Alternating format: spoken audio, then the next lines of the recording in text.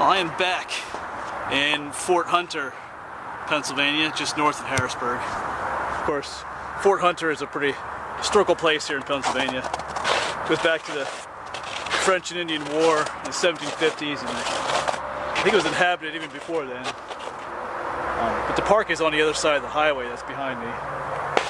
But this is the cemetery of, it's called the Mcallister family. You might take a look in there a little bit, but I was here several other times. There is a slave cemetery on the other side of the railroad tracks over there. I came looking for it twice already. The first time I didn't post a video because I didn't find it. The second time I did post my efforts at finding it, but I didn't find it. Because both times it was in the middle of summer. It was thick vegetation over there. It was like a jungle. I couldn't see sometimes like 20 feet in front of me, so not a very good time to go looking for a cemetery hidden in the woods. So I decided to come back in winter, and it's mid-February, so it's a good time to come. Still some snow on the ground.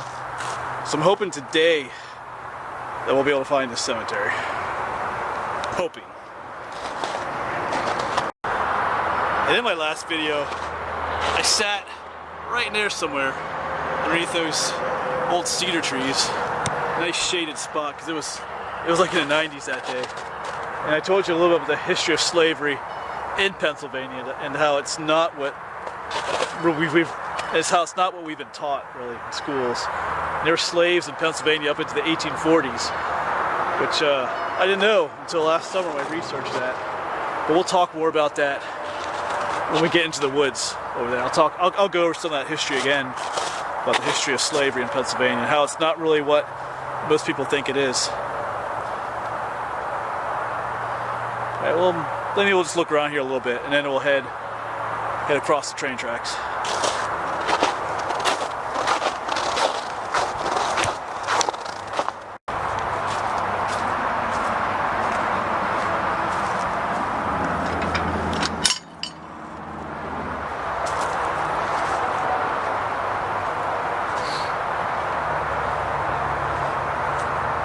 So some of these are pretty old.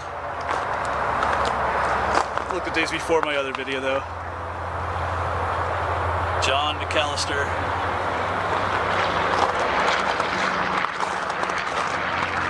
There's some Revolutionary War veterans over here. That's what the flags always mean.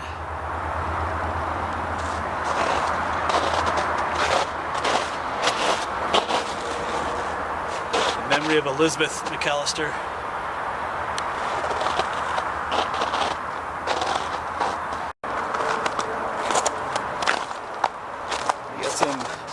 Young ones here, 1823 to 1824. Just about a year old. Most of these date, late 1700s up into the 1800s. But I'm not going to spend a whole lot of time here.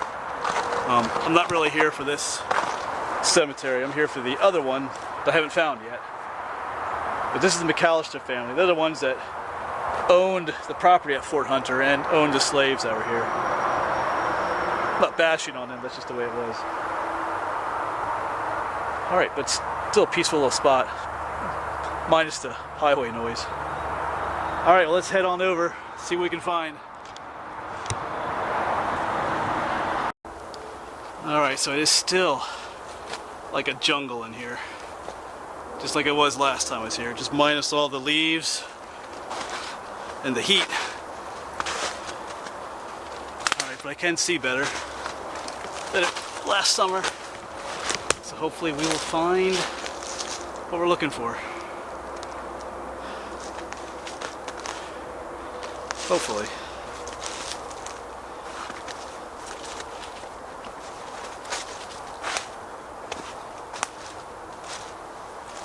Actually, no, I thought maybe I saw something up there. We'll see. Well, I'm still looking. I can definitely see further into the woods than I was last time I was here. I'm kind of on a little trail right now. There almost has to be some kind of trail that goes to the cemetery itself. Because I know at one time I read somewhere that 100 people came back here to visit the place. So it can't be that terribly difficult to get to. So, well, we'll see. But so I'm just gonna keep looking around, keep my eyes open.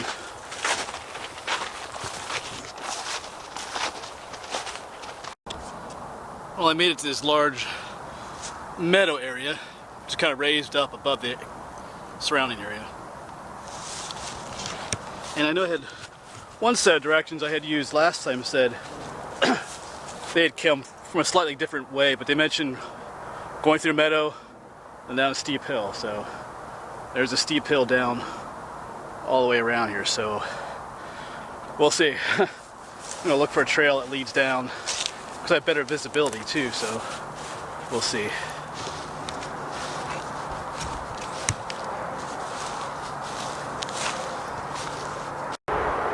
Well, I was beginning to give up hope once again, but wouldn't you know it, I found it. It's almost unbelievable out here. It's just, yeah, but came down, I was up on that, where was it? Up there, that steep meadow area, came down the hill. Actually came down further over there, came over, walk around, look down there, past that tree, and what do I see? Tombstone. So let's go down there and check it out. I guess you saw it on the video there.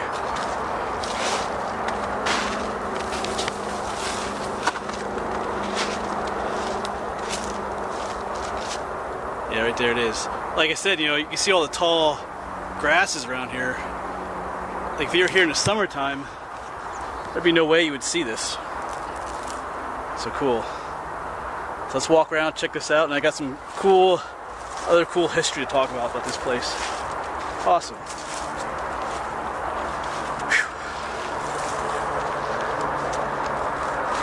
Whew. Yeah, there's a stone wall here, they said. There's some tombstones.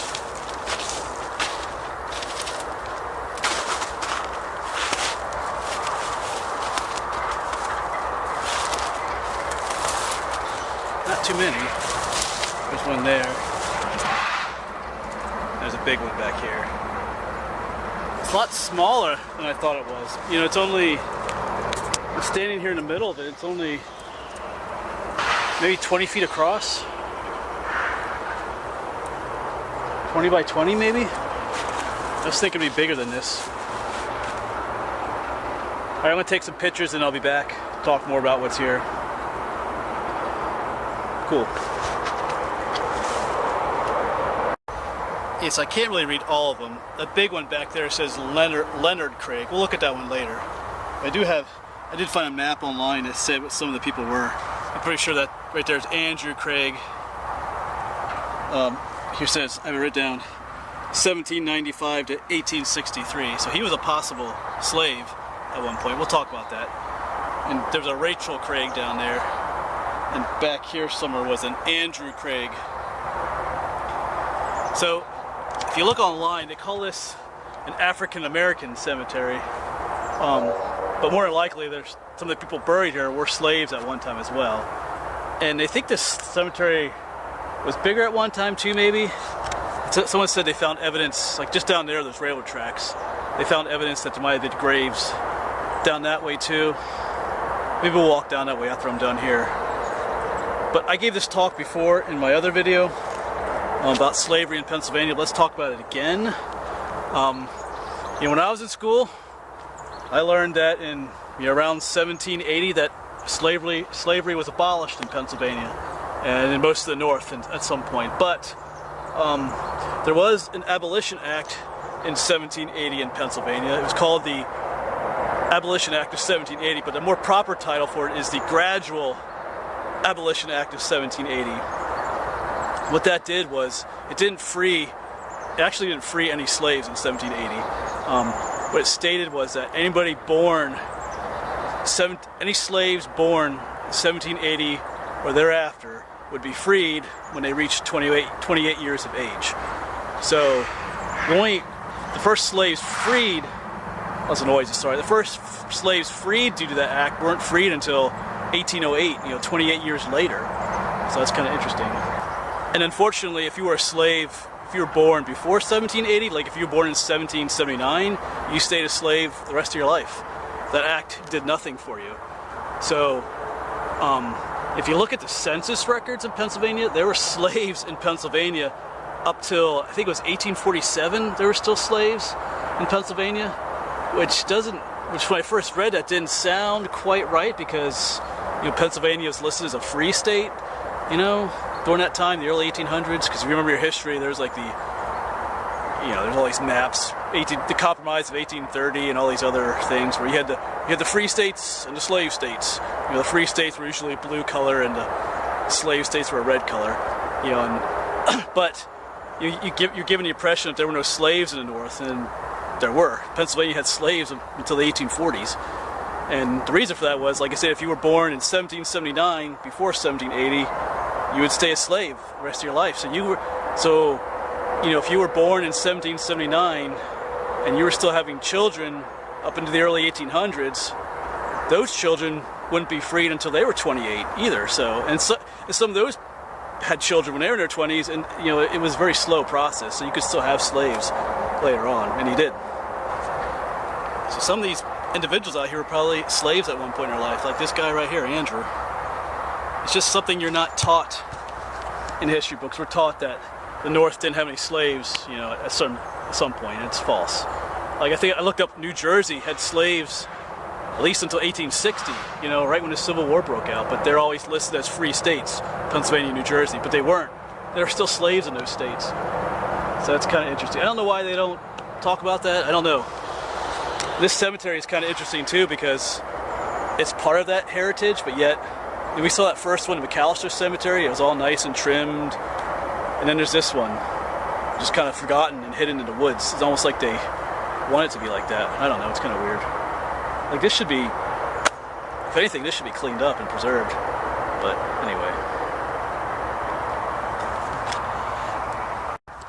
Alright, I do want to read you some excerpts from a newspaper. This was written by Archibald Mcallister. He's buried in another cemetery I looked at. And these are some articles, and this is from December 9th, 1828. He was trying to sell his remaining slaves.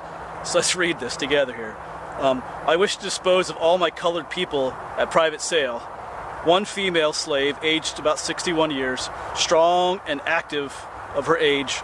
She is an excellent washer, baker, and cook, and understands the management of dairy and soap boiling. Also, a female aged about 20 years, has 8 years to serve, because remember, you were freed at the age of 28, so she's already 20. She'd be freed after 8 years. She understands all kinds of housework and is stout and healthy. Also, a male aged about 24 years, had only 4 years to serve, remarkably stout and healthy, and understands all kinds of farming, whatever. Also, a female, 22, 6 years to serve, stout and healthy again, understands all kinds of housework and a good cook and ironer. In short, she understands every kind of work that belongs to a respectable family. Archibald Mcallister, December 9th, 1828. I'm going to read one more thing to you about It Escaped. This is also written by Archibald Mcallister, December 24th, 1828, so maybe several weeks afterwards. Ran away from subscriber at Fort Hunter, 6 miles above Harrisburg. On the 19th, a female slave named Sal Craig, about 60. So it's probably that female slave he was trying to sell, who was 61. I hereby forewarn all persons from harboring her, and will pay $2 to any person who will deliver her to me at Fort Hunter. So I'm guessing that one slave, the first one we read about, who was about 61, I'm guessing after she found out she was going to be sold that she ran away. I would too, so. Interested in, scratch that last part. Yeah, so after reading that, if I didn't tell you what state that this newspaper article is in, you'd think this came from, South Carolina or Georgia, somewhere in the deep south, but this was in Pennsylvania in 1828. They were still selling slaves in Pennsylvania in 1828 and giving rewards for runaway slaves. So you don't hear about that in the history books. Everybody makes it sound like, everybody in the North was, pro-abolitionist and there were no slaves, and it was only the South that was selling slaves and looking for runaway slaves, and That's not true. So interesting history about all this. Cool, pretty cool. Pretty interesting. All right, let's take a closer look at some of these gravestones, especially the one up there you can actually read. Yeah, so this is the one I think is Andrew Craig. I can't really make anything out. There's a little bit of wording at the top, but like I said, he was born 1795 to 1863, so those dates more than likely suggest that he was a slave at some point in his life.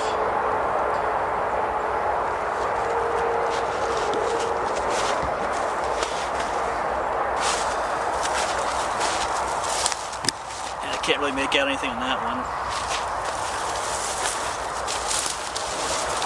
All these weeds don't help either. And here's another one. Yeah, I can't really. But let's look at this one over here. Is almost toppled over. If you look on the back side, it's probably the latest one. It says, I don't know if you can read that. It says Leonard Craig, 1841 to 1899. That's probably the newest one here. And there's a little one right there. And then there's the, looks like the base of one right here.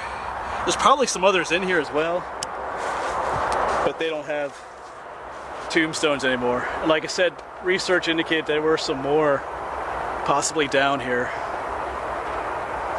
So I'm gonna make my way down there a little bit and check things out. But glad we found this place.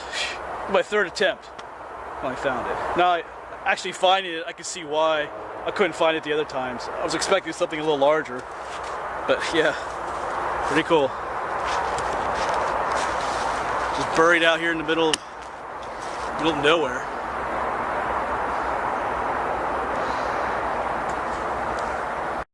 I do want to emphasize though that not everybody that's buried in this cemetery was a slave. Like the only one that I read that was an Andrew guy on the end. Like this Leonard guy was not, and some of the others weren't. They were descended from slaves.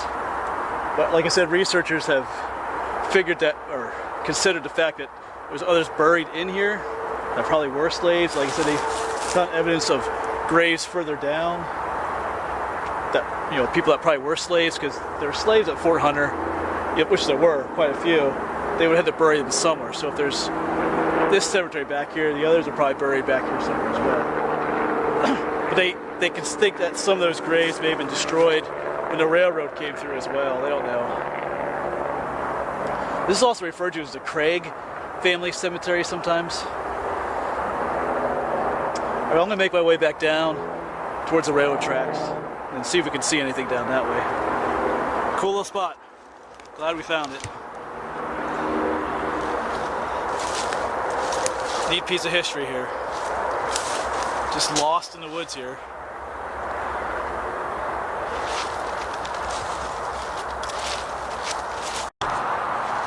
And just like that, we're back at the first cemetery here. Of course, you can see there's quite a contrast between that one and the one we were at way up in the woods there.